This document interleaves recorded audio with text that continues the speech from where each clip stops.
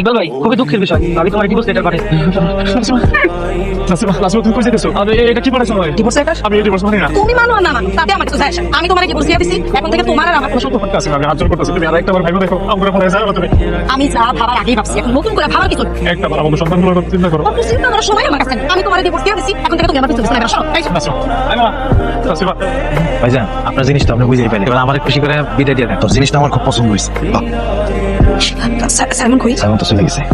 চলে গেছে মানে কই চলে গেছে? চলে গেছে মানে ওই তোমার আমার কাছে পয়সা রেখা চলে গেছে, মানে ভাইয়া গেছে। সাইমন আমার বিক্রি করে দিছিস, আমি ওরে বিশ্বাস করে সব পালা রেখা ওনাকে ঢাকা সব চলে গেছে। আর ওই তো পাটপার একটা বিশ্বাসঘাতক, বিশ্বাস নিয়ে খেলাই হইতে সরকার। আমি ওকে বিশ্বাস করে অনেক বড় ভুল করছি। আপনি আমার যাইতে দেন, আমি বাড়তে যাবো।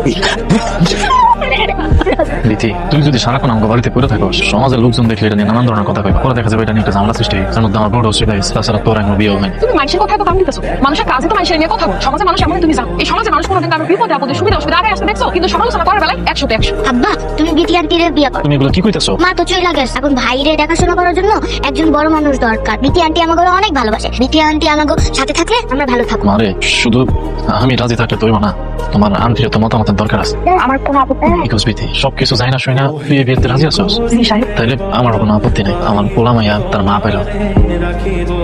মা তুমি? তুই কে রে মা? আমার মা কইছস? আমি লামিয়া। তুই আমার মেয়ে লামিয়া। মা একটা কথা শুনবে, আমার একটা কথা শুনলে মা। আমি মেয়েকে ধরতেছো কেন তুমি? একবার নাসিবা, তুমি তোমার তো পাগলের মতো লাগতেছে। তোমার এখন সুখে থাকার কথা, রাজধানীর মতো রাস্তার সাথে থাকার কথা, তোমার এই অবস্থা কেন? সবে আমার পাপের শাস্তি। আমি যে পাপ করছি, হেলে গেল আমার পাপের শাস্তি দিছে। আমি আমার দুইটা কলেজের টুকরো পোলা মানে কষ্ট দিয়ে, আমার কষ্ট দিয়ে জালকে ভাইকে গেছি। ওই আমাকে বেইমানি করছে, বিশ্বাসঘাতকতা করে আমার ঢাকায় নিয়ে একটা জায়গায় বেচা দিছে। তখন আমার রূপ জমা শেষ হয়ে গেছে, আমি অসুস্থ হয়ে পড়ছি। এরা আমাকে হাত ধাক্কা মেরে বাইরে ফেলে দিছে। আমি এই অসুস্থ শরীরে কই যাব? শেষ মেশ পেট বাঁচানোর লেগে আমি রাস্তায় রাস্তায় ভিক্ষা করতেছি। কথাই আছে না, বাপ কখনো বাপকেও জানে না। তুমি যেই কাজ করে আসছো, তোমার সাথে এমনটা হওয়াটাই স্বাভাবিক।